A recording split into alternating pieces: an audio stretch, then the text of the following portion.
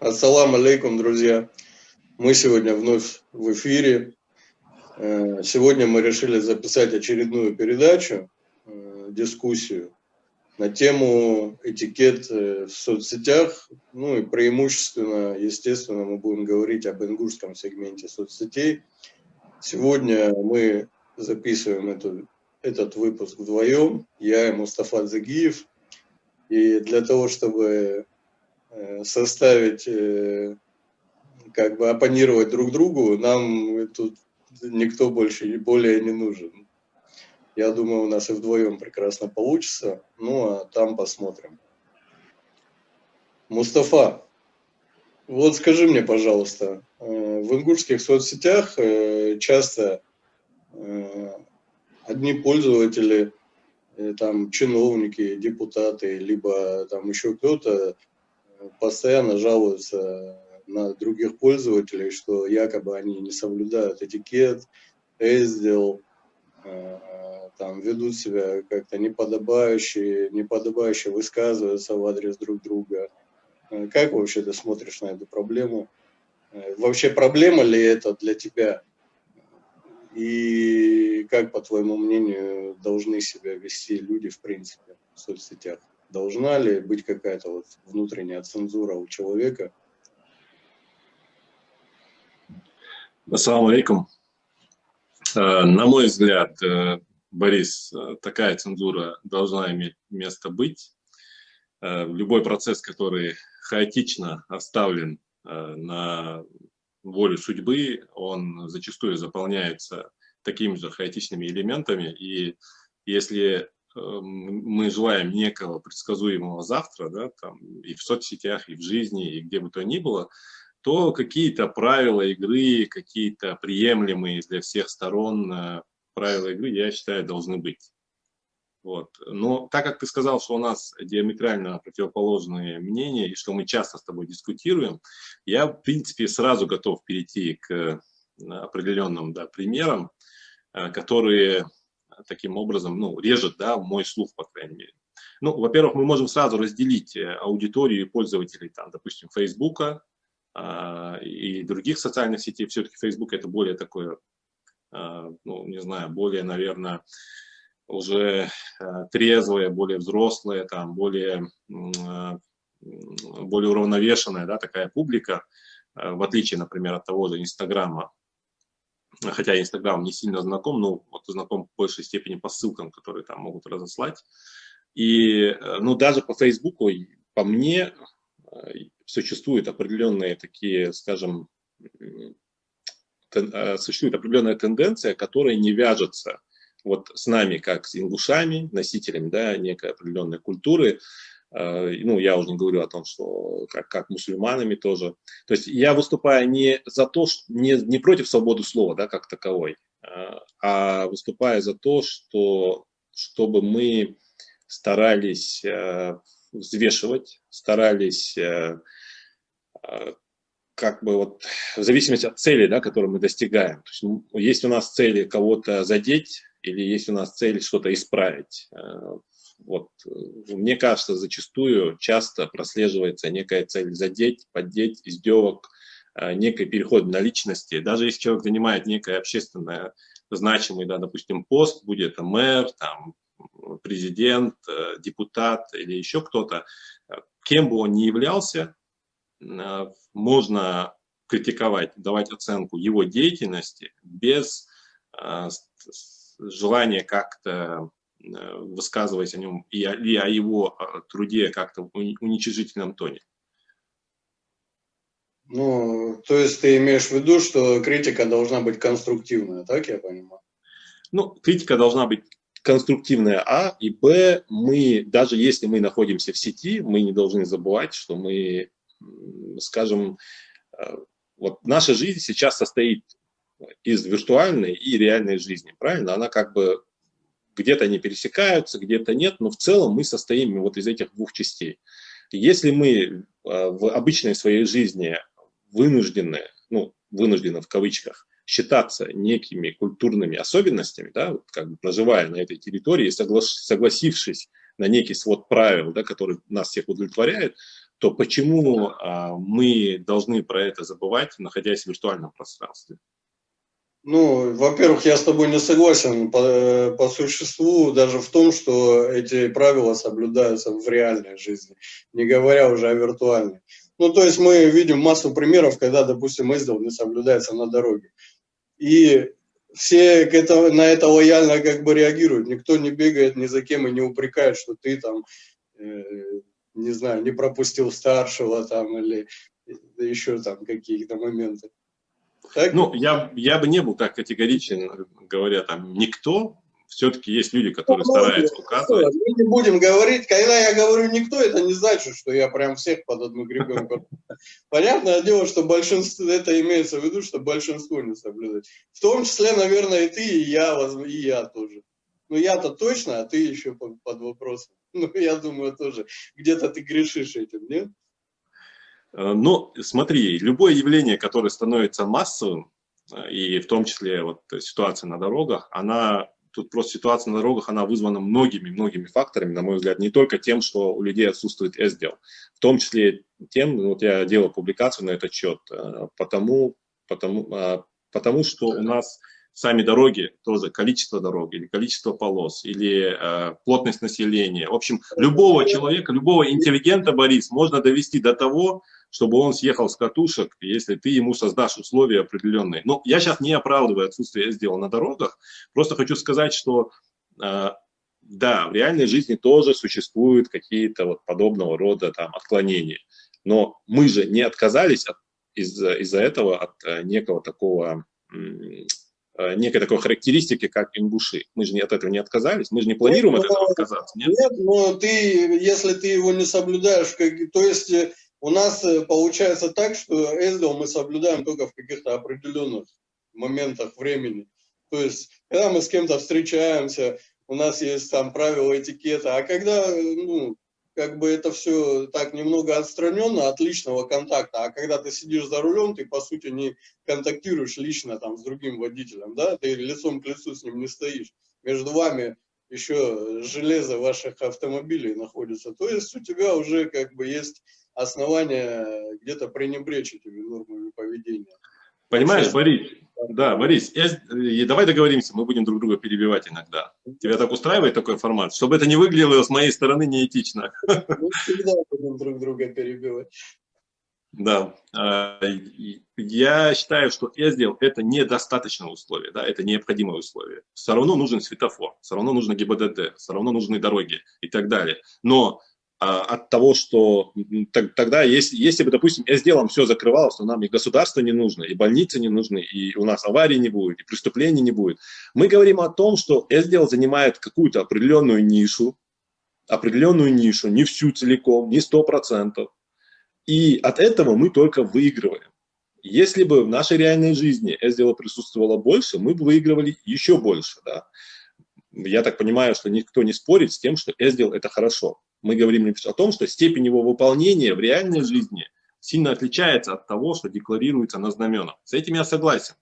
Но и что? Что ты этим утверждаешь? Что если это так в реальной жизни, в каких-то вопросах, если мы там на дорогах ведем себя там местами по-хамски, некоторые представители там наших участников дорожного движения, то нам нужно срочно перенести такую же практику и в социальные сети, и мы являемся такими. Это автоматически переносится, это не зависит от тебя или от меня, или от нашего желания. Люди продолжают в интернете жить так же, как они живут на улице, по большому счету. Если они общаются в соцсетях с кем-то, с кем они контактируют вживую, там какие-то соседи, их родственники или еще кто-то, они тоже соблюдают там этикет. А если они общаются, сталкиваются в соцсетях с незнакомым человеком, с которым, равнозначно, если мы там столкнулись с тобой на дороге, и мы друг друга не знаем, и ты меня подрезаешь просто потому, что ты не считаешь нужным соблюдать в отношении меня какие-то правила приличия.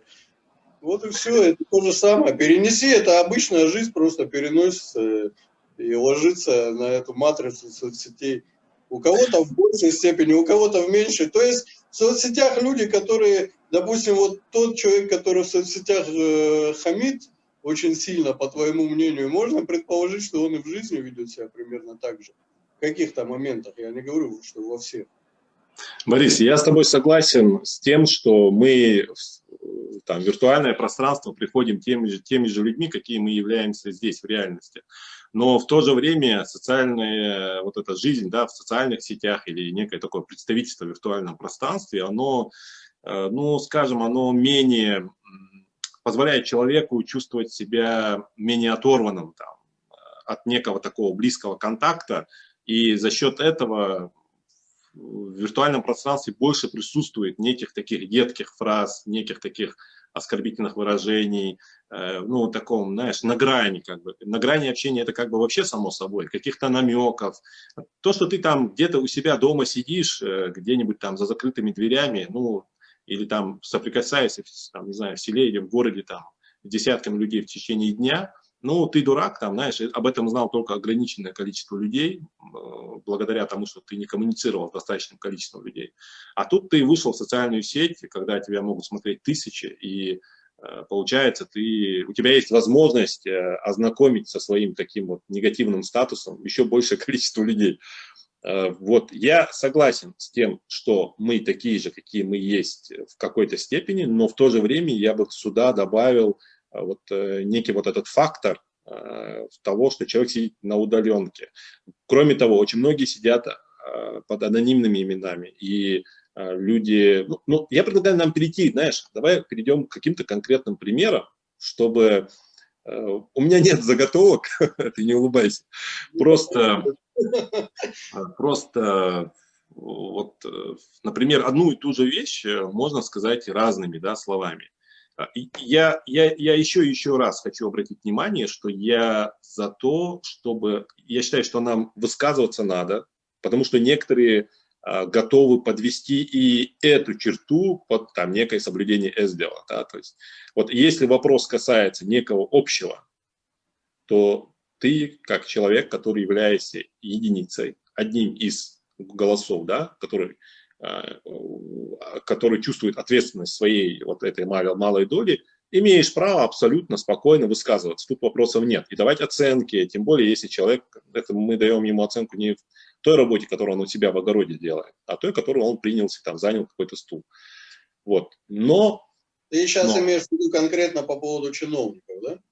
Ну, когда в сетях критикуют чиновников, занял какой-то стул, ты это имел в виду, нет? Я имею в виду и чиновников, и общественников, и любых людей, которые на себя взяли некое такое бремя высказываться, ну, скажем, взяли на себя такое время, что они закрывают или ответственны за некий вопрос, который имеет отношение не только к нему, но и к другим людям, к общественности. Он же не говорит, например, вот я от имени народа Ингушетии, кроме Мустафы Дзагиева. Так же не бывает обычно. То есть все говорят от народа Ингушетии, там, от общественности Ингушетии. Так вот, если ты с того момента, как ты сказал, что ты выступаешь от общественности Ингушетии или претендуешь на эту роль, то ты как бы лови, как там было у вас, лови фашист гранату, как ты там выражаешься. Поэтому это нормально. У кого это? Ну, я так иногда вот читаю, некий такой сленг присутствует. Да.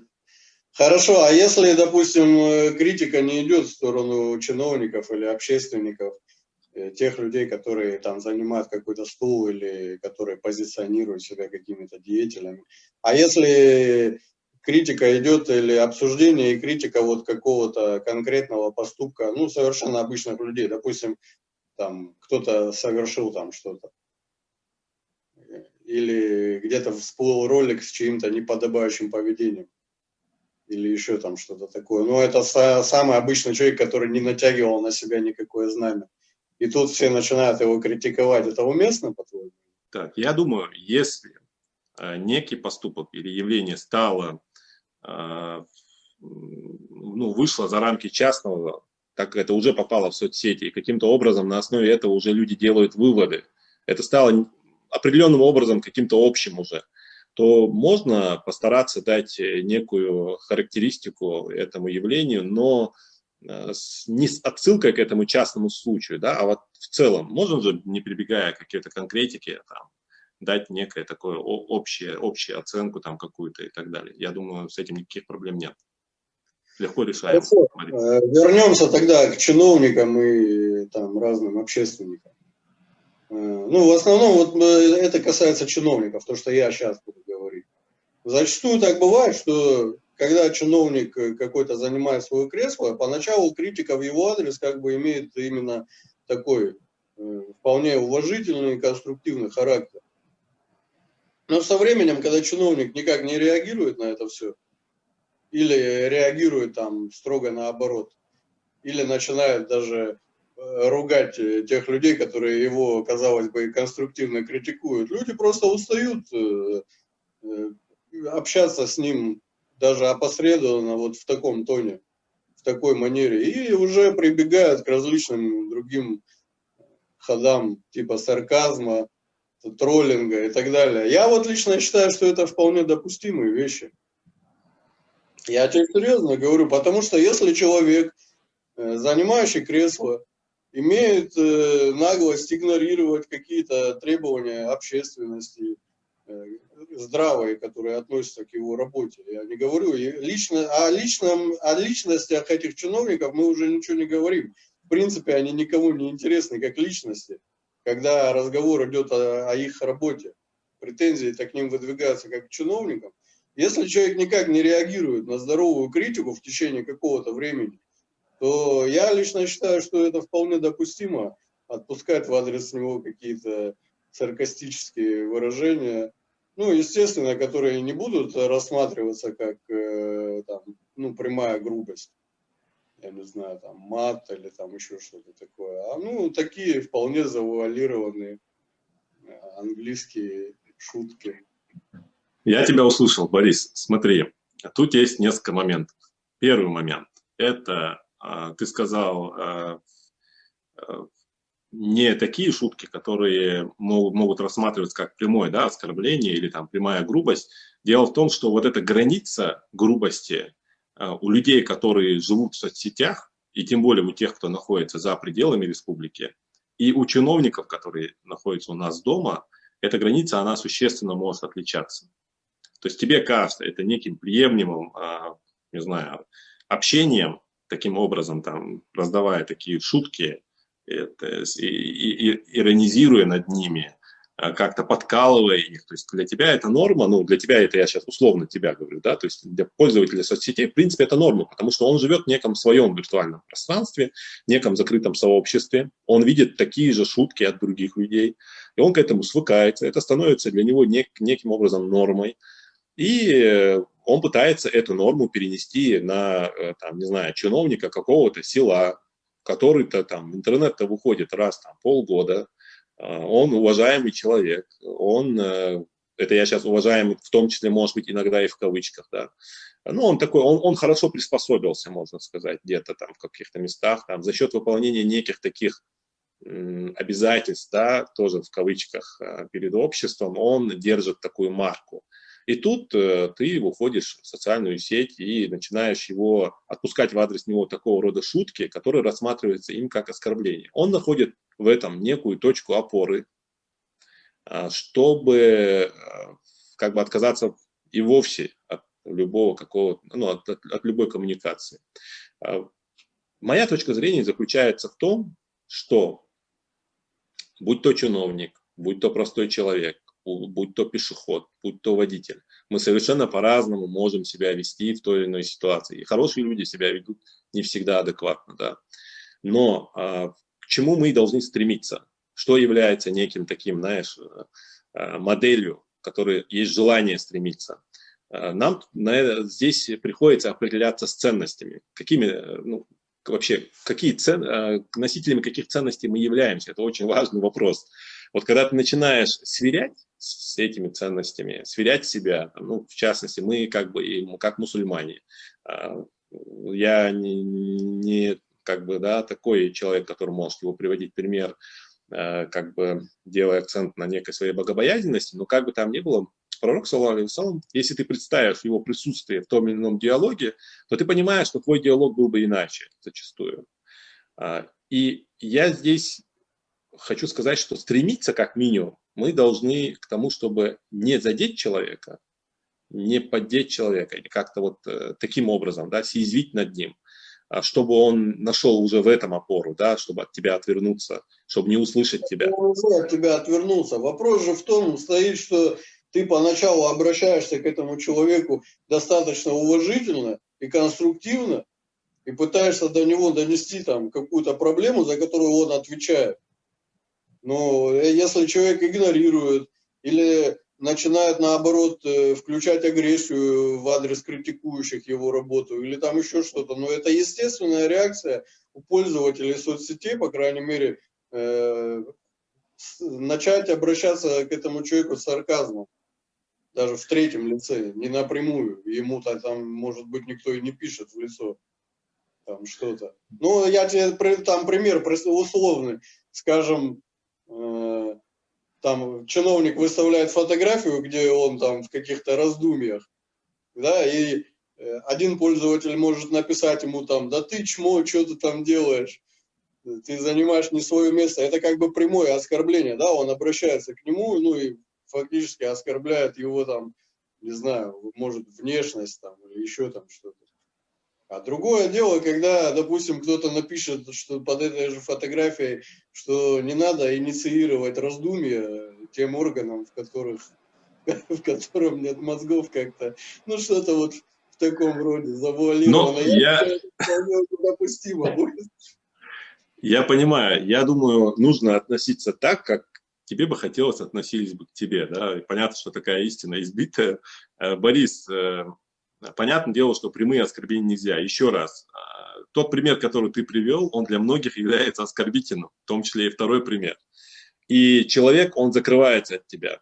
Потом я очень сомневаюсь, что... От меня фактически, он уже закрылся. Все. Борис, если некий конкретный человек, да, давай будем говорить сейчас про конкретного человека, который высказывает свое мнение. Если он предпринял все попытки для того, чтобы как-то выстроить коммуникацию либо с конкретным чиновником, либо с конкретным ведомством, и все эти его попытки потерпели крах, и когда этот человек потихоньку начинает, ну, как-то, может быть, за счет даже не таких примеров, которые ты привел, а, не знаю, выносить это на общество, да, выносить это в общество, давать уже более такие характеристики, которые, ну, менее осторожные характеристики там, ведомству и человеку, здесь я еще готов это как бы, ну, где-то я отношусь к этому с пониманием, да, потому что всегда есть исключения из правил.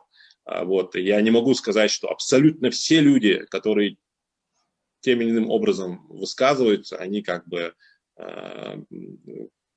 создают большее зло. Нет.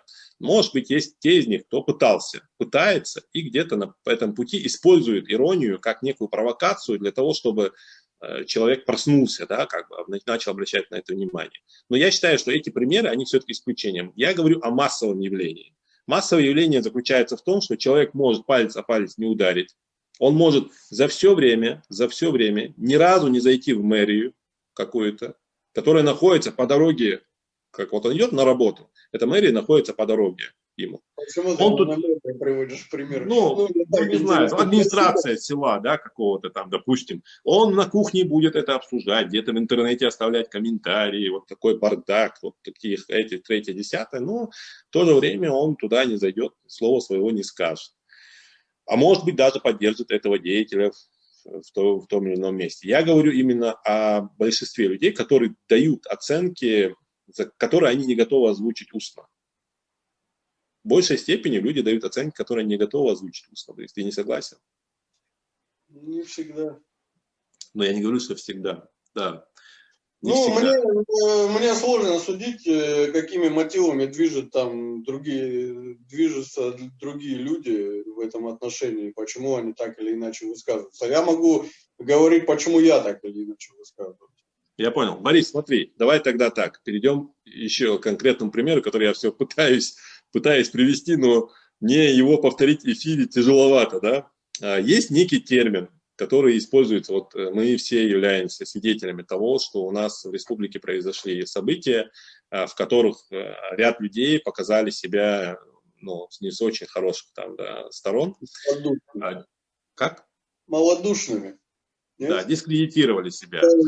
Но они все равно пытаются сохранить лицо, как бы сейчас где-то кто-то из них потом как-то пытается всплыть. Ну, как бы там ни было, вот в отношении этих людей используется определенная терминология, которая является, ну, однозначно оскорбительна, потому что она несет некую прямую аналогию, ну, с таким достаточно серьезным оскорблением. И здесь я знаю, что ты как бы считаешь это приемлемым, да, потому что я вижу это. Я вижу эти слова, как они пишутся. То есть есть люди, которых я уважаю, есть люди, которых я уважаю. Где-то. Что ты говоришь? Ты видел, чтобы я это употреблял где-то или что? Я видел, кажется, да. Не уверен, но вроде бы ты ничего против этого не имеешь. И, по крайней мере, у тебя, если это пишут, то ты к этому относишься ровно. Я, в принципе, лоялен к тому, что пишут у меня на странице.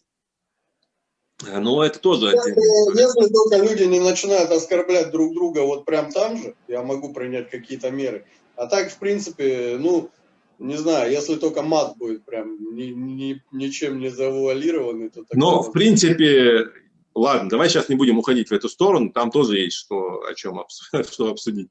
Вот если мы говорим, вот мы должны понимать, если ты переходишь границы в отношении другого человека, то нельзя удивляться тому, что этот человек переходит границы в отношении тебя.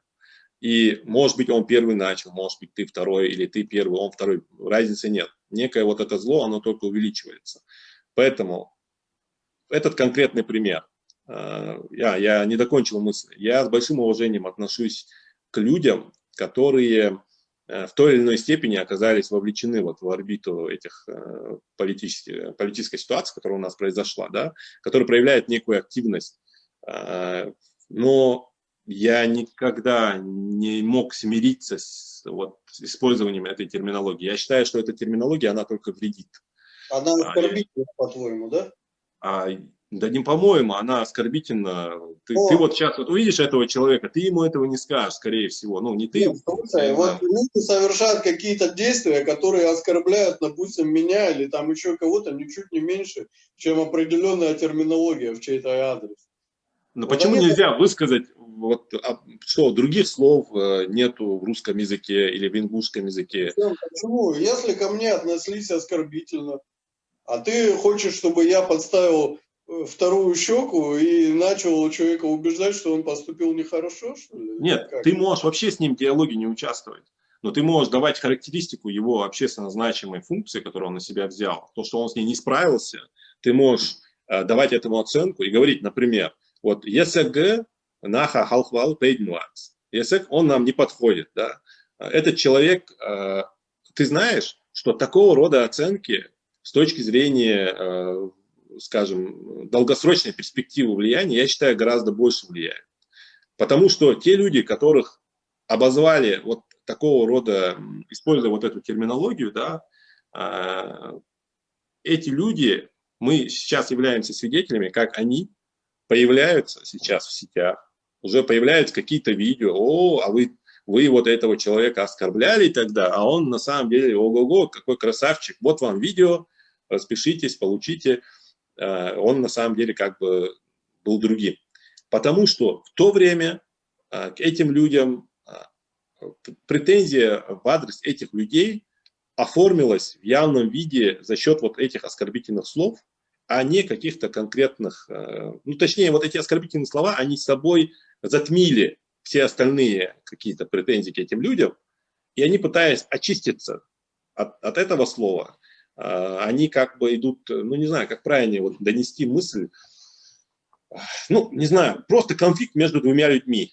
Один человек позволил себе что-то такое, что ему не следовало, да, позволять в отношении тебя. И когда ты начинаешь отвечать ему тем же, то к диалогу это не прибавляет абсолютно. Я не говорю, что подставлять нужно другую щеку. Я говорю, нужно быть... Я говорю, Борис, подожди, пожалуйста.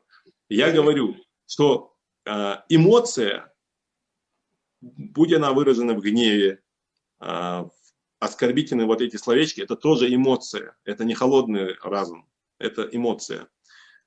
Эмоция, она никогда к хорошему не приводит, вот когда это касается конфликта, да.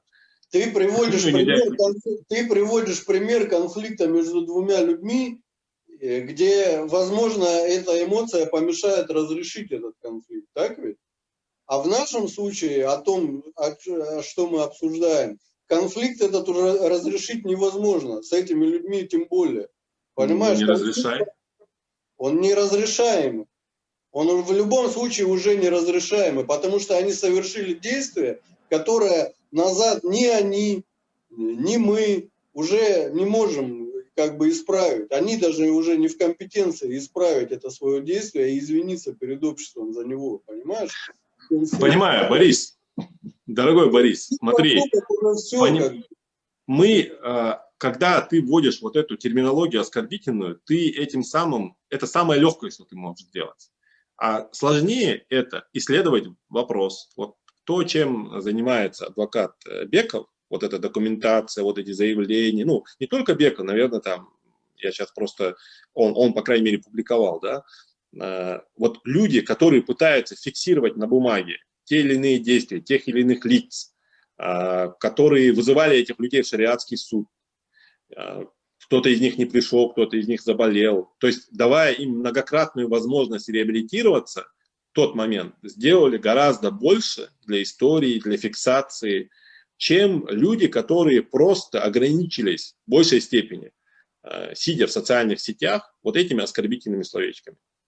Эти оскорбительные словечки с точки зрения такого капитала обществу, я говорю, ничего не прибавили. Да, здесь где-то создалось такое, ну, не знаю, некое явление, можно сказать, что они как, ну, никто не хочет там, чтобы этот термин его коснулся, и они, пытаясь вот очиститься там, что-то там выдавали, да, то ли в видеообращениях, то ли еще где-то. Но все это, в общем, не прибавило какого-то положительного такого КПД. КПД положительный прибавляет только конкретные, когда ты конкретно занимаешься вопросом. Но не могут все заниматься конкретными вопросами. Это нереально. Мы же прекрасно понимаем, что мы живем в достаточно большом обществе, где на каждого, кто занимается каким-то конкретным решением вопроса, есть там условно 100 человек, которые не занимаются никаким решением. Так, у нас дискуссия не о том, почему у нас люди не занимаются этим. У нас дискуссия о том, что является допустимым, что является недопустимым. Я говорю, что вот эта часть сообщества, которая пытается сделать это, исследуя процесс, да, они совершают добро. Другая часть сообщества, которая за счет каких-то оскорбительных слов, выражений, еще что-то, они не прибавляют нам пользы. Вот о чем. Да, но, допустим, чиновники, которые совершили там какой-то нехороший поступок, который уже невозможно откатить назад, исправить эту ситуацию или еще что-то, они нанесли оскорбление абсолютно всем.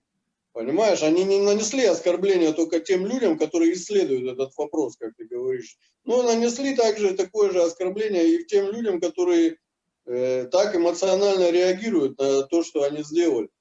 Другое дело, если бы они могли исправить, даже теоретически, если бы они могли исправить тот поступок, который они совершили, как-то все это назад отыграть, тогда да, еще можно было бы понять, что нужно относиться, как бы пытаться им без оскорблений донести до них, что они поступили неправильно.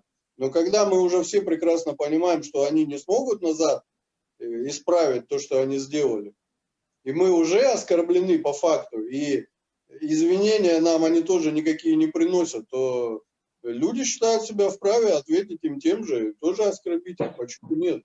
Око за око. Никто не отменял, по-моему, тоже. Нет, разве? Ты не считаешь?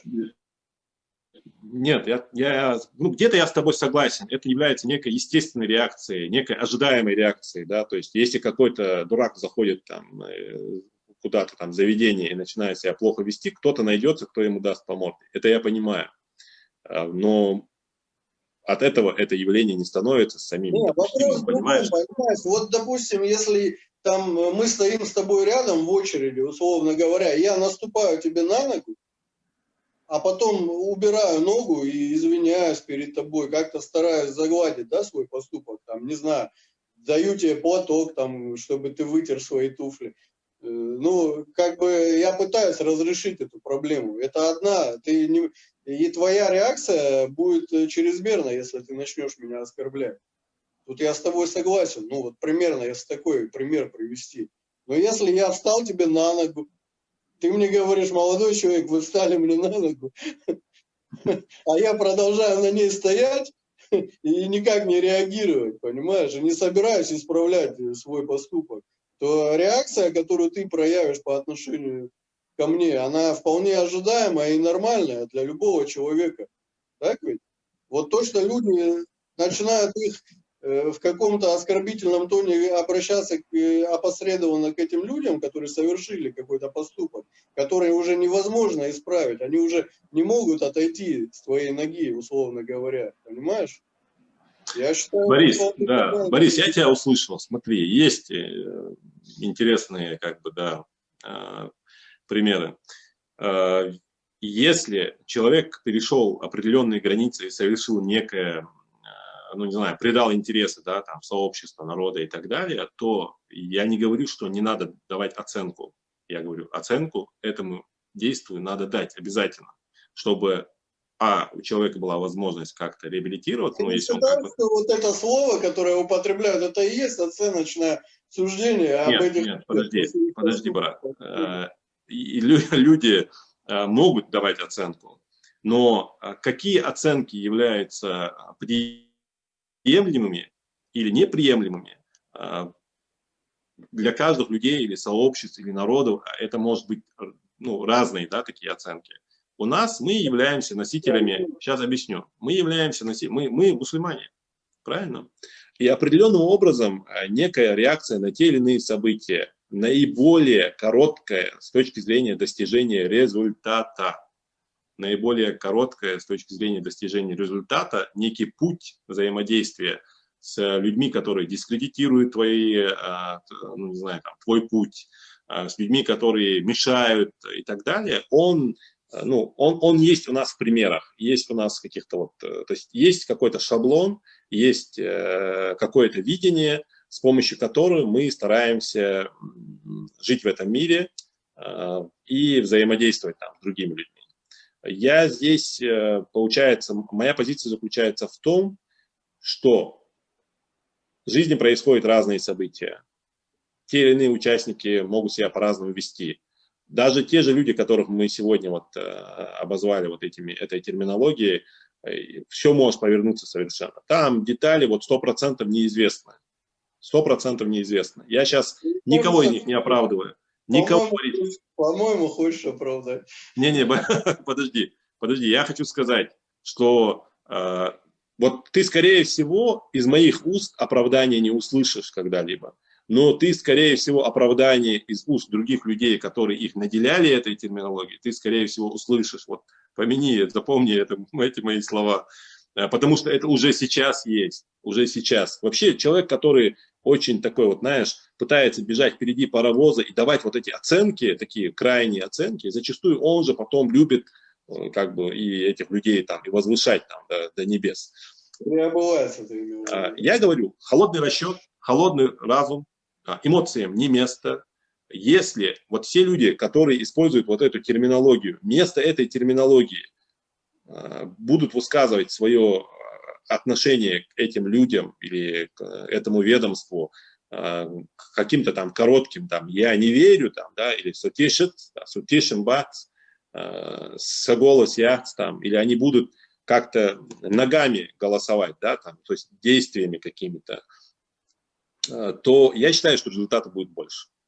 Я считаю, что никакого позитивного итога от этого всего вот этого сетевого, вот этого оскорбительного, вот этого, не знаю, как снежный ком, ни одна из сторон не несет. Она только отдаляет. Мы же должны еще понимать, что мы еще и родственники друг другу, и какие-то там соседи, и захалыш, и махалыш, и все это вместе, и получается, мы все, короче, тут сейчас вот кого не ткни там из тех людей, которые сидят в сетях, кого не ткни, у него у каждого где-то недалеко, знаешь, там, на расстоянии вытянутой руки находится человек, который либо воровал, либо крал, там, либо что-то сделал.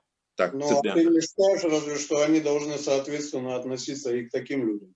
Они Ну, то должны есть, к ним относиться в ну, реальной жизни, не через эту терминологию в сетях, а в реальной жизни, когда они с ними, не знаю, там, садятся за стол, пусть они там ему напомнят о том, что так себя вести нельзя, пусть они его не сажают там во главу стола.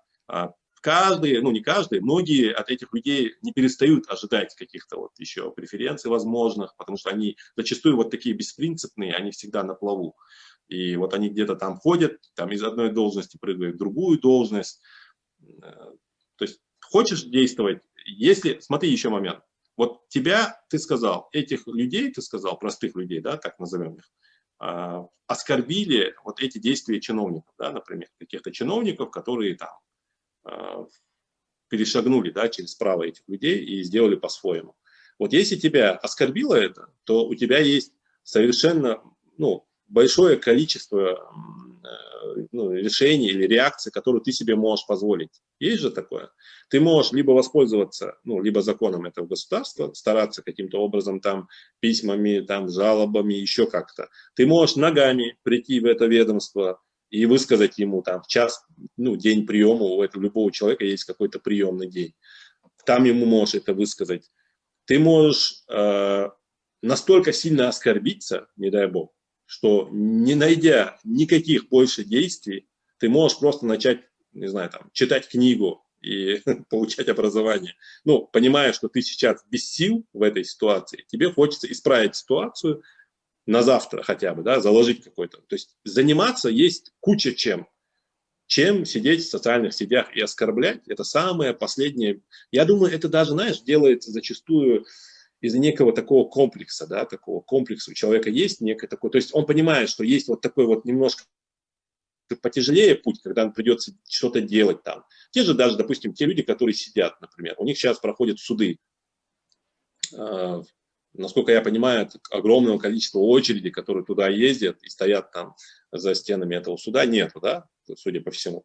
Но вот пусть туда поездят, там, на 500 тысяч населения, я думаю, найдется. Почему-то на 500 тысяч населения находится огромное количество людей, которые готовы оскорблять, там, с издевкой писать в отношении плохих людей. Еще раз отмечаю, я тоже считаю этих людей, ну, нехорошими как минимум.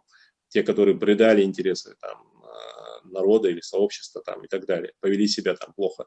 Но место вот этой реакции, то есть зачастую наши люди ограничиваются эмоцией, а не делом. Хочешь исправить ситуацию? А ну-ка, оделся, вышел за территорию своего двора, и ты там найдешь кучу мест, где ты можешь применить. Вот. Хорошо, а если, вот, допустим, давай другую сторону вопроса посмотрим. Если, допустим, это не оскорбление, а человеку высказывают оценочное осуждение о его поступке, ну, вполне в приличных выражениях. То есть называют вещи своими именами. Что считает какой-то человек, что его предали, он прямо пишет: я считаю, что это предатель. Там, условно говоря, а какие-то родственники этого человека, которого критикуют, они начинают его защищать, тоже не стесняясь в выражениях, доказывать тому, что он заблуждается, всячески поливая и оскорбляя его и так далее. Как, по-твоему, тогда с этой стороны? Ну, если этот человек занимает какую-то должность, которая имеет отношение ко всем, и занимая эту должность, совершил действия, которые я, например, квалифицирую как предательство, то я, наверное, имею право его назвать предателем. Ну, имею право, я сейчас, знаешь, в какой позиции. Ну, назвать я его предателем могу, да. Но смогу ли я это доказать? Смогу ли я? Ну, вот человек ко мне пришел и говорит: вот, слушай, ты меня назвал предателем. Вот ты можешь обосновать вот свои слова. Готов ли ты обосновать? В большей степени, чаще всего человек не сможет обосновать, потому что он где-то слышал, где-то прочитал, где-то там, где-то как-то и так далее. Человек начинает плыть. Зачастую у него нет... Я за то, чтобы, если у тебя есть основания, за то, которое ты можешь сказать в лицо, почему ты так считаешь, то говори, пожалуйста. Нам этого не хватает, и нашему народу не хватает какого-то такого свободного... То есть у нас есть вот проблема в том, что мы зажаты, ну, то есть, в частности, там молодежь, она как бы очень часто оглядывается назад, прежде чем там хоть что-либо сказать. С одной стороны, у нас такая проблема. То есть срединность отсутствует, но есть другая крайность. То есть какие-то там анонимные, еще какие-то люди, или не анонимные, они считают своим долгом или возможным для себя спокойно писать в каких-то вот таких выражениях, которые делу не помогают. Вот у тебя цель какая? Помочь делу или что? Вот какая у тебя цель? Ты у меня сейчас спрашиваешь? Нет, это ну, у тебя, нет, не у тебя, общем я говорю, у человека, да, какая цель? Если у человека цель исправить что-то, то, я думаю, есть очень куча каких-то шагов, которые и в своей жизни он может делать, и за пределами. Но я не из тех, кто говорит, занимайся своими делами, типа там, а когда там наступит час X, через 100 лет, может быть, ты там вырастешь и что-то можешь сказать. Нет, я не об этом. Я о срединном пути. Хорошо, ну вот смотри, давай вернемся опять к нашей теме. Ну, фактически вопрос оскорбления или не оскорбления, ну, как человек воспринимает ту или иную фразу, это вообще субъективный вопрос. Я тебе приведу пример, ну вот не так давно, где-то несколько месяцев назад я видел. Ну, в общем, один наш адвокат оставил комментарий там в какой-то ветке обсуждения. И комментарий этот был адресован человеку, который старше его по возрасту. Вот. И следом появляется третье лицо, которое упрекает этого адвоката в том, что он якобы обратился к старшему человеку по возрасту как-то непочтительно или там использовал какие-то непочтительные выражения, недостойные в его адрес там и так далее. Ну, на самом деле, вот лично на мой взгляд, я когда прочитал этот комментарий, я там не увидел ничего предосудительного. То есть адвокат апеллировал фактами, которые ему известны, и высказал свое оценочное осуждение какого-то поступка, причем в достаточно мягкой форме, не оскорбительной.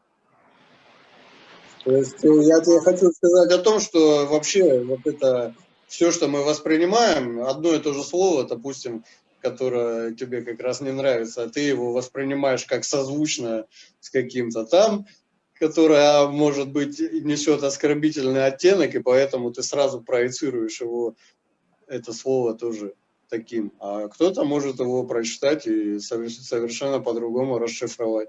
Ну, к примеру. Борис, когда ты, интересно у тебя, конечно, взгляд на вещи, когда ты используешь то или иное слово, если для того объекта, для которого оно предназначается, оно является оскорбительным, это является главным, а не то, что ты как его понимаешь. Ну, то есть, так если... я тебе говорю о том, что третье лицо.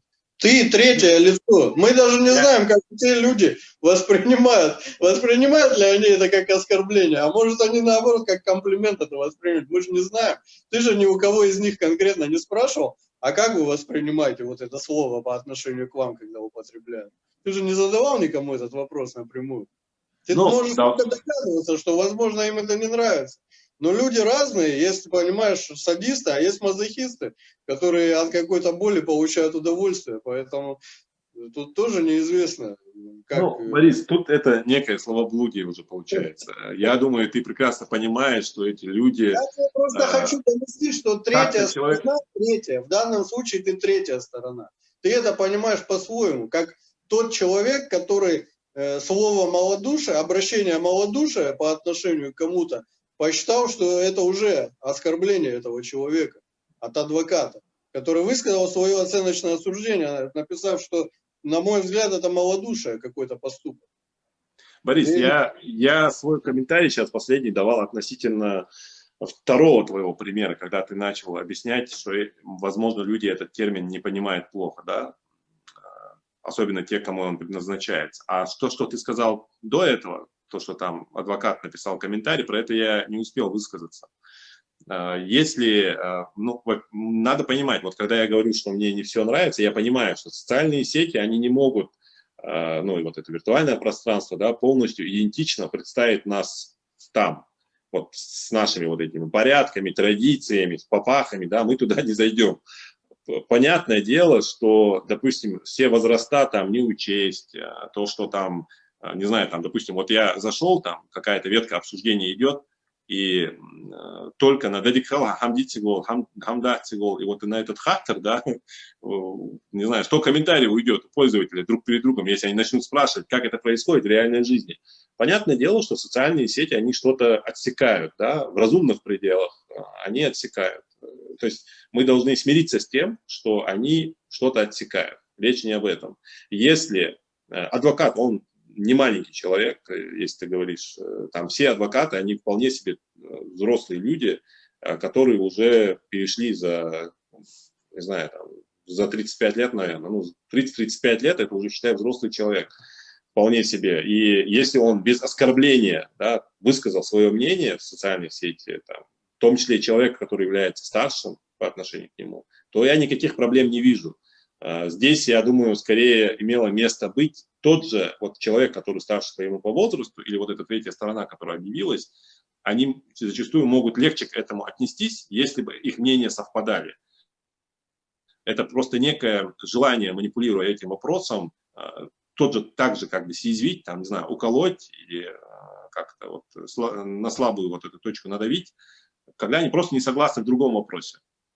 Хорошо, тогда давай вернемся к тому, вот помнишь, когда у тебя была дискуссия с Харсиевым, как бы была постанова такая вопроса, что хорошо было бы выработать какой-то кодекс поведения там ингушских блогеров или что-то такое. Но вот фактически, значит, у нас не определены эти правила игры, раз какие-то стороны могут упрекать другие, вот там, считая, что где-то они отнеслись неуважительно, или там еще что-то, а по факту там другие люди могут так не считать. Значит, нам все-таки нужно выработать, что ли, какой-то кодекс поведения ингушского блогера там или пользователя соцсетей, чтобы у нас не было разночтений, чтобы мы все примерно понимали, где эта красная линия, потому что по факту многие не понимают, значит. Для кого-то эти флажки там проходят, для кого-то немного дальше, для кого-то вообще их нету, получается так. Я считаю, что никаких новых каких-то там, не знаю, удостоверений, там, настоящий ингушский блогер или медалей там быть, конечно, не должно. Достаточно просто не оскорблять и искать другие пути для того, чтобы донести свою точку зрения. Можно иногда гораздо более... Я привел пример, где не было оскорбления.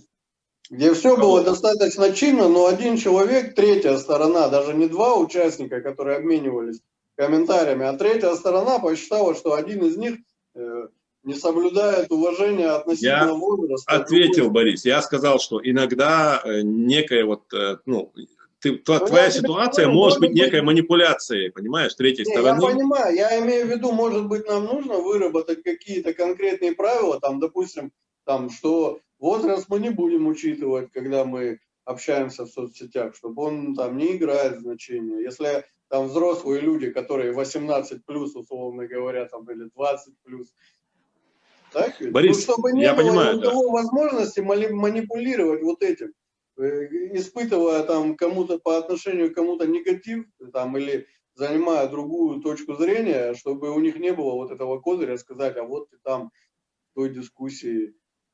Там, Борис, я тебя услышал.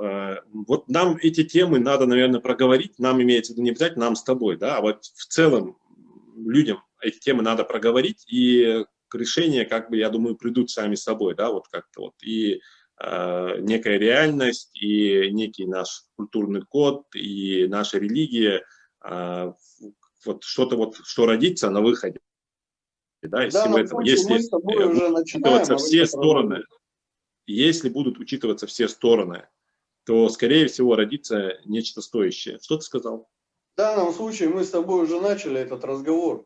Мне хочется услышать твое мнение, какие они должны быть правила. Ну, я понял уже, что ты против оскорблений. Ну, вот, относительно возраста, там, относительно юмора, относительно сарказма, там, не знаю, еще чего-то, каких-то других там факторов. Как, ну, вот твое смотри, мнение, как бы ты себя, допустим... Ну, Борис, ну, вот ты смотри. это такой, знаешь, вот даже в нашем ингушском сегменте ты такой какой-то слишком идеальный можно сказать, блогер по поведению своему. Ну вот среднее, то, что для тебя, в принципе, будет приемлемо. Вот, глядя на то, что как себя кто-то ведет, для тебя это было приемлемо. Ты бы посчитал, что это нормально, пускай так будет. Может, ты сам бы так даже себя не вел, ну вот ты бы считал, что это нормально.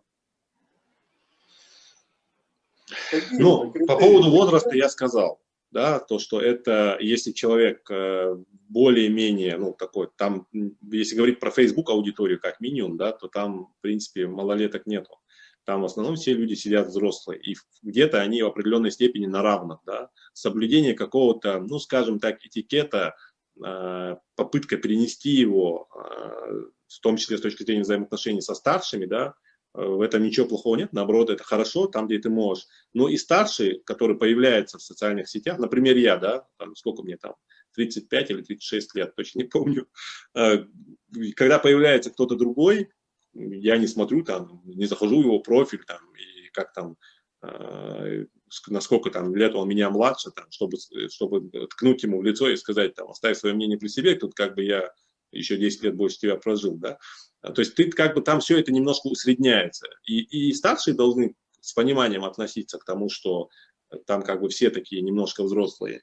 Ну и младшие должны делать некую скидку, что человек, он все-таки, он же не только в виртуальном пространстве живет, он живет еще и в реальности. И он, а если ты его реально даже не знаешь, ты не видишь. Да неважно, ну это не важно, что ты знаешь его или нет. Просто человек, ты видишь, что он взрослый человек, да. У тебя есть некие, ну, это скажем если фотография, так, если ты имеешь в виду, если ты можешь его... Ну да. Если есть фотография, догадываться, сколько ему лет, или там анализировать его анкету, прежде чем ответить, я думаю, не должен. Поэтому насчет возраста я вроде бы ответил предельно.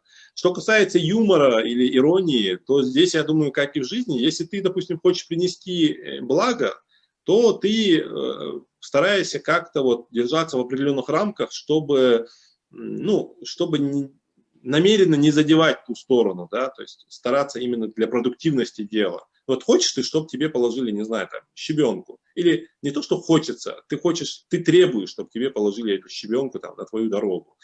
Существует огромный запас слов, с помощью которых это можно донести, в том числе и свое несогласие, да, то есть не оскорбляя, не переходя границы. Какой-то юмор. Мы возвращаемся к тому, что человек уже, может быть, попробовал все это пройти, не получилось. Ну, если он...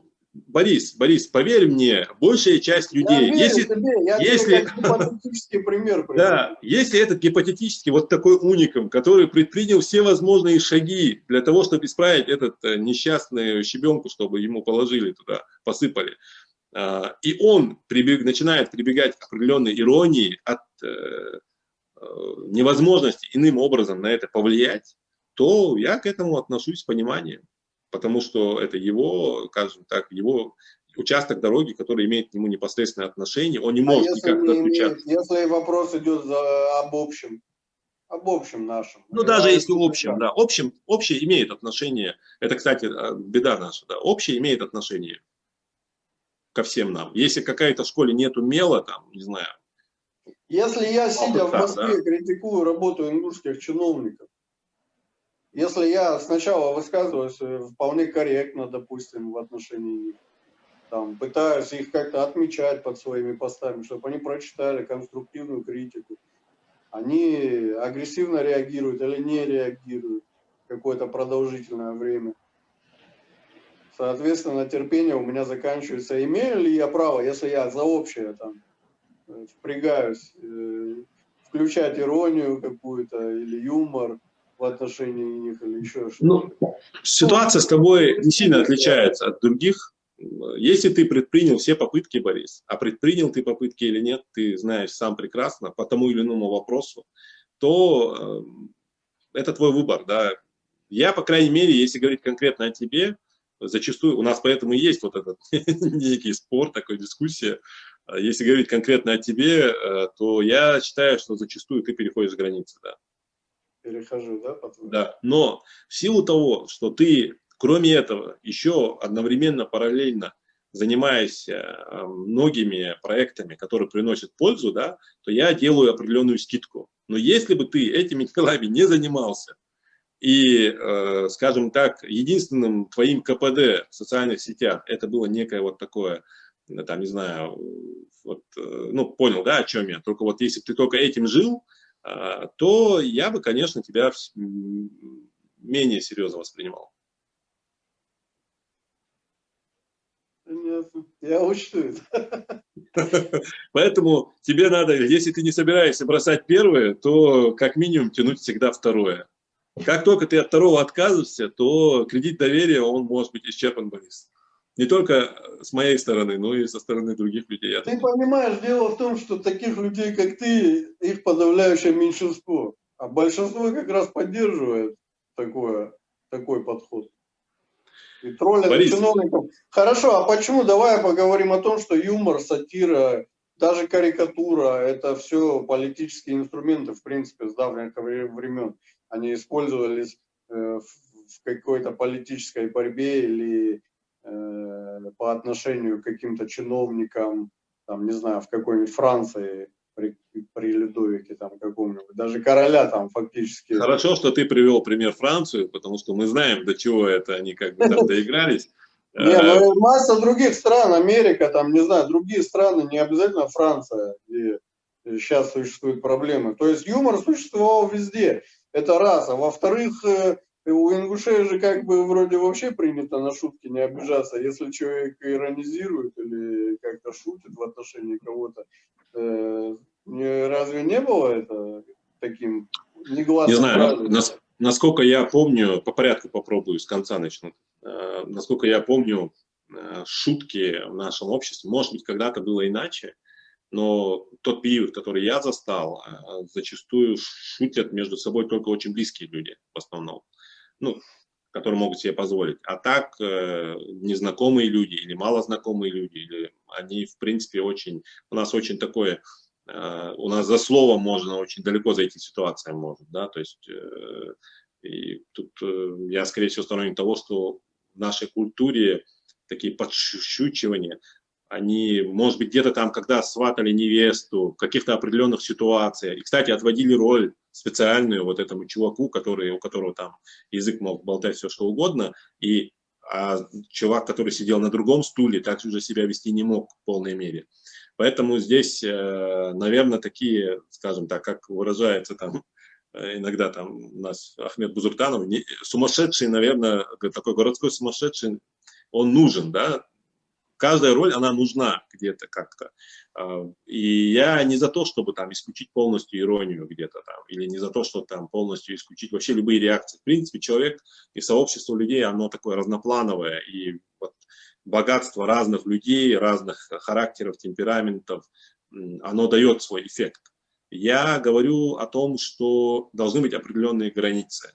Определенные границы, я считаю, должны быть. И тем более достаточно их сверять своими ценностями. Вот когда ты привел пример, что те или иные страны там, да, в своей там, не знаю, политической деятельности использовали те или иные инструменты, там, начиная с Рима, там, с этими театральными постановками, то я говорю, что опыта мирового очень много, но мы его должны пропускать через свой определенный ценз.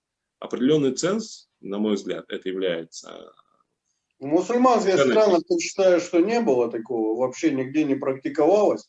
Ирония, юмор как средство выставить своего политического оппонента в каком-то некрасивом свете. Мне кажется, это не так. Ну, я фактов не знаю, было такое или нет, но... Слушай, Борис, мусульманские страны не всегда являются носителями ценностей ислама в должной мере. Мы говорим, к чему мы должны стремиться. Да? Я говорю, к чему мы должны стремиться. Я говорю, если ты, скажем, если у тебя возникает сомнение о допустимости, недопустимости чего-либо, я не говорю абсолютно, там, не знаю, закрыться у себя где-то дома. Нет. Если у тебя возникает сомнение, то возьми в расчет реальность современную, возьми в расчет ислам, возьми в расчет то, что ты ингуш. Потому что если ты это не будешь учитывать, ты же живешь в реальной жизни. Даже если ты не... А что из этих троих факторов должно превалировать в моем шкале координат? Вот который ты перечислил сейчас. Если, допустим, в исламе что, шутки запрещены, юмор запрещен, ирония запрещена как-то? Нет, я сейчас не берусь тебе сказать, что вот прям в исламе вот это все запрещено, я не знаю, да, доподлинно, вот как вот точно ответить. Это можно спросить у специалиста. И я не сторонник сейчас как-то отводить какую-то более значимую роль какому-то одному из факторов, потому что мы сейчас сравниваем несравнимое, как вот, не знаю, высокое и зеленое, да, что из них лучше. Понятное дело, что абсолютное большинство людей, которые исповедуют ислам, они стараются на все смотреть через призму ислама. Но я говорю, что если у тебя возникает сомнение еще раз, то ты просто сверяешься с этими фактами. Если тебя это волнует, то ты найдешь источник знаний, ты найдешь источник, как это узнать там. Вот как ты, допустим, вот ты сейчас воду захотел, что ты делаешь? Ты же не просто там где-то там комментарий пишешь, ты идешь, встаешь, предпринимаешь определенные действия, наливаешь себе воду и пьешь ее. Вот так же ты можешь предпринять, ты или другой, ну, ты условно, мы говорим сейчас о... Если ты с высоты своего здравого смысла и логики уже примерно представляешь, что такое имеет место, то есть юмор и ирония как бы не запрещены какими-то нормами религиозными. Ну, ты не пошел даже проверять, но ты уже уверен, как бы, что это так. И исходя из этого, из своей внутренней уверенности, ты действуешь. Скажем, ты ориентировался, условно говоря, на там стихи Омара Хайяма, где он там тоже иронично там о ком-то другом отзывается, и ты делаешь логический вывод, что раз он жил в то время в мусульманском регионе, где были относительно суровые как бы законы, да, шариатские, и в то же время он позволял себе такие вещи, и никто ему за это, там, не знаю, на дуэль не вызывал, голову не рубил и так далее. Значит, это было разрешено. Значит, это разрешено. Не, Борис, давай мы не будем тебе примерно обсуждать, говорю, а тем более делать выводы в теме, в которой мы не разбираемся. Да? Ну, Борис, если ты уверен, как я и говорил вначале, если этот несчастную щебенку тебе не привозят и не сыпят, и не делают твою дорогу, ты предпринял все попытки, и ты после начинаешь прибегать в том числе к иронии определенной, да, то я здесь готов с пониманием относиться. Но большинство примеров, которые присутствуют в сетях, большинство примеров, да, заключается в том, что люди переходят границы. Что ни говори, переходят границы, ну, сильнее, там, не предпринимая других иных каких-то промежуточных шагов. Мы не говорим о том, что с той стороны некая такая адекватная сторона, то есть я не защитник, уж точно, потому что и до этих событий как бы всегда относился с некой долей критичности, да, к власти. Но если мы обсуждаем некое, не знаю, мы сейчас обсуждаем именно социальные сети, как люди себя ведут в социальных сетях. Ты по отношению, когда ты допускаешь по отношению к какому-то чиновнику что-то там, неважно, юмор, легкий юмор, там, сарказм, иронию или какое-то прямое оскорбление, если ты обращаешься к чиновнику, то ты оскорбляешь в данный момент его кресло, чиновника, или там его плащ, там, парик его рабочий, но не его как физическую личность. Должны ли они так реагировать как-то неадекватно на вот такое?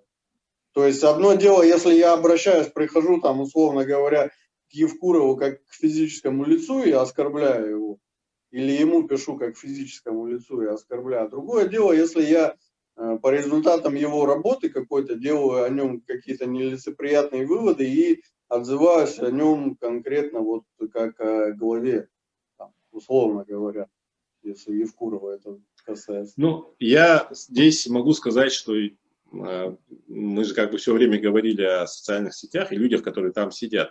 Если говорить о людях, которые занимают те или иные кресла, там у них есть другая проблема. Они гипертрофированно неким таким образом воспринимают абсолютно любые комментарии и иногда зачастую только этими живут. Сам становился не раз свидетелем того, что тому или иному чиновнику или там, и в том числе общественным деятелям, для них интернет вообще как бы заканчивается на какой-то одной социальной сети. То есть он тебе может 3 часа рассказывать о том, что какой это плохой интернет, а в итоге показать тебе Инстаграм. То есть у него стоит значок Инстаграма там в телефоне, и вот он считает, что весь интернет это там. И реагирует, он читает все комментарии, связывается с каждым из них, просит его удалить что-то там или не удалить. Это, конечно, говорит о том, что если человек не занимается своим делом, то он находит причины заниматься не своим. И я не оправдываю ту сторону, которая там, не знаю, заслуживает или там слишком остро реагирует там, и так далее. В принципе, любой человек, если он пошел, занял определенное место, которое имеет отношение к другим людям, должен понимать, что он под пристальным вниманием, что реагировать будут люди, в том числе те, которые не за него, те, которые за него не голосовали, даже если он избранный. А мы знаем, у нас и избранного-то нет. То есть получается у нас назначенец, назначенец, назначенец, назначенец, тут как бы вот сверху вниз, потому что он их назначает. Там, в принципе, согласованности с людьми на местах ноль практически. И на этом фоне ты хочешь, чтобы тебя еще уважали, чтобы тебе там, не знаю, еще благодарили за какие-то там твои должностные обязанности. Хорошо, тогда как ты считаешь, они имеют ли право вот эти чиновники, ну какая их реакция должна быть? Должны ли они поддаваться на эту провокацию и отвечать там, допустим, в таком же ключе, как обращаются к ним, или даже хуже? Ну, такие примеры просто были. Ну, когда, понятно. Когда, допустим, к человеку обращались там с иронией с какой-то или с юмором, а он в ответ там ругательствует. Понятное дело, предполагается, по крайней мере в теории, что человек занимает пост, потому что он, ну не знаю, немножко умнее, немножко способнее, да, немножко больше у него навыков, и это предполагается, по крайней мере, в теории. А по факту? И если он это место занял, то он должен был бы по-хорошему относиться с определенным снисхождением к людям, которые могут, ну не все люди, которые к нему обращаются, являются там, имеют соответствующий уровень образования, не все люди представляют его работу, какая она есть. А есть люди, которые его работу представляют лучше, чем он сам.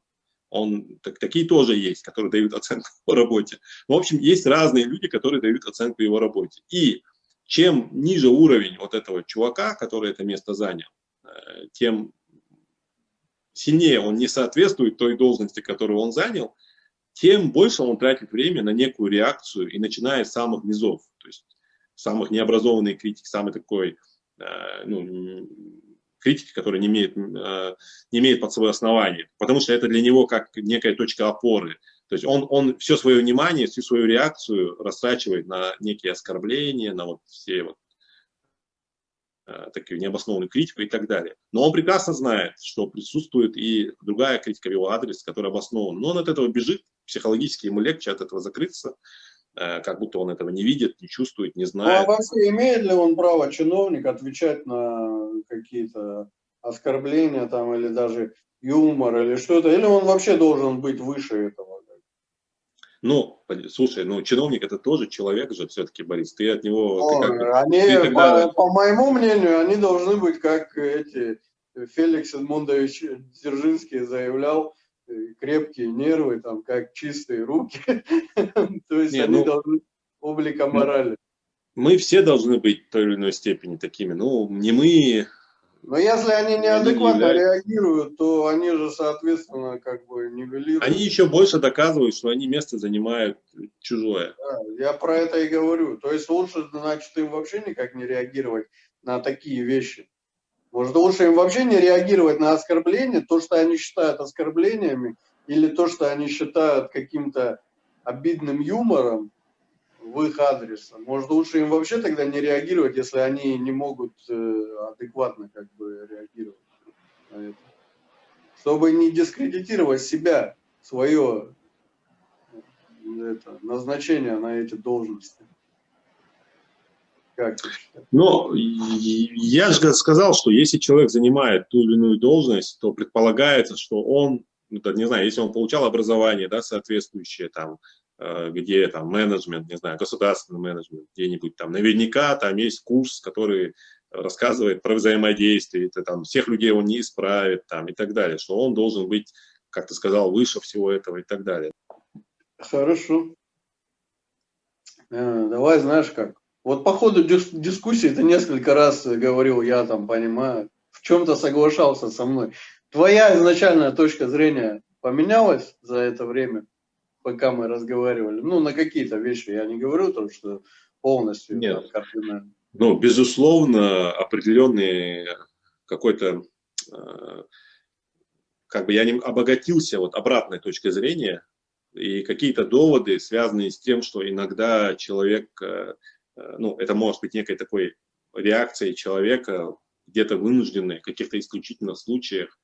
С этой точки зрения, да, я для себя немножко взял сейчас и возьму это на вооружение. И Хорошо, я думаю, кстати, нам вот этот компромисс, его всегда не хватает. То есть услышать собеседника, попытаться встать на его позицию, в том числе и на позицию чиновника иногда, в том числе и на позицию... Нам сложно становиться на позицию чиновника, я тебе скажу почему. Если бы, как ты говоришь, у нас были чиновники выборные, то есть мы их выбрали, мы дали им, делегировали полномочия, дали время делать так, как они видят решение проблемы. Они делают. Мы терпим, потому что мы их выбрали. И когда заканчивается срок их полномочий, мы, соответственно, если нас не устраивает работа этого чиновника, мы его не выбираем, выбираем другого. Это как бы логическое завершение его карьеры, да, если он не делает то, что людям хочется видеть на выходе, или то, что их волнует. Другое дело, когда чиновника назначили, он делает все по-своему, люди ему пытаются донести, что нам это не надо. Мы не хотим этого видеть, мы хотим другое. Он на это все не реагирует, продолжает гнуть свою линию. Это, согласись, это совершенно другие вещи. То есть одно дело, когда человек идет с какой-то предвыборной программой, говорит, я на этом посту буду делать то-то, то-то, то-то. Меня, допустим, как избирателя это устраивает, я за него голосую. И хочу от него видеть вот это решение этих вопросов по пунктам, которые он... Я понял, Борис, я понял. Ну да, у нас есть такая проблема, то, что у нас самый главный чиновник является назначенным, и, соответственно, из-за этого отсутствует какой-то договор власти и общества. Он в принципе, отсутствует. Он Всех как бы остальных чиновников это не касается только именно главы, я имею в виду и ниже по статусу. Да, он насильно назначен. Да. Остальные тоже в той или иной степени не согласованные, но ты же не исключаешь, что есть и порядочные люди, которые работают, занимают те или иные... Конечно, я не исключаю. Да. И вот этот порядочный, этот нормальный, который пытается в меру своих сил там работать, находясь в этих таких сложных условиях, да, он иногда заслуживает того, чтобы стали на его позицию тоже. Потому что он видит... Хорошо. Если вот по-твоему вот этот порядочный, допустим, чиновник, находясь вот в компании этих акул вокруг, и вынужден периодически торговать своей совестью, настолько ли он такой правильный и порядочный? Ну, смотря... Все зависит от конкретных моментов. Пускай они не жизненно важные для всего народа. Ну, скажем так, не глобального масштаба проблем. Или он торгует своей совестью. Но в то же время эти проблемы, где он торгует своей совестью, они затрагивают определенных лиц. Ну, Борис, торговать своей совестью – это плохо, раз. Но не всегда то, что тебе кажется как торговля совестью, является для человека этим. Да? То есть человек может, заведомо понимая, не желая, не мирясь с этим, да, не соглашаясь с этим, идти на это как вынужденную меру, именно вынужденную. Вот как есть, допустим, взятка и есть вымогательство. Взятка и вымогательство – это разные, да, то есть жертва вымогательства не всегда виновата. Если этот человек, находясь там, работая там, как-то старается работать, в принципе, знаешь, вот люди, в принципе, я имею в виду сейчас просто народ, да, люди, они абсолютно не глупы. И все это бывает видно. Не день, 2, 3, 4, 5. Человек живет, работает. Видно, какой он дом строит, пока он там работает. Если он такой сердобольный, то где-то там, как ты выразился, торгуя совестью, но если его дом будет там расширяться, ну, понятное дело, да, люди же делают выводы, они же не идиоты. Поэтому как бы это все становится на свои места, даже в этой жизни. А то, что не успело стать на свои места в этой жизни, встанет на свои места последующие. Борис, вот ты меня экзаменовал, можно сказать, и задавал эти вопросы. Я как был где-то там, можно сказать, под обстрелом. Что ты сам можешь сказать вообще? Что для тебя является приемлемым, а что является неприемлемым? Ну, Ну, в общем, я считаю, что неприемлем мат, неприемлемо насмехаться там или как-то согласно там физическим недостаткам человека. И, наверное, на этом все. Все остальное для меня приемлемо. То есть юмор приемлем, ирония приемлема, сарказм приемлем. Насчет возраста я не считаю, что это должны быть ограничения в интернете. То есть, если я точно знаю, что там человек намного старше меня, я могу к нему относиться там с уважением как-то к его возрасту, но опять же, все зависит от того, как он строит со мной свой диалог. Если он сам, мы же, когда говорим об уважении старшим, почему-то все время умалчиваем, что и старшие должны, соответственно, как-то уважительно относиться к младшим. Они же не могут себе позволить делать все, что угодно, так ведь? Ну, на мой взгляд.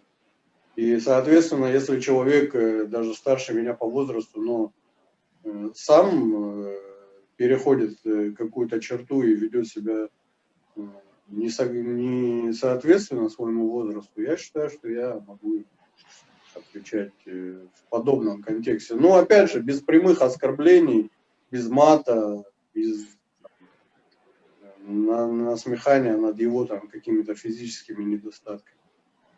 А все остальное, в принципе, я считаю для себя приемлемым. Как-то вот так.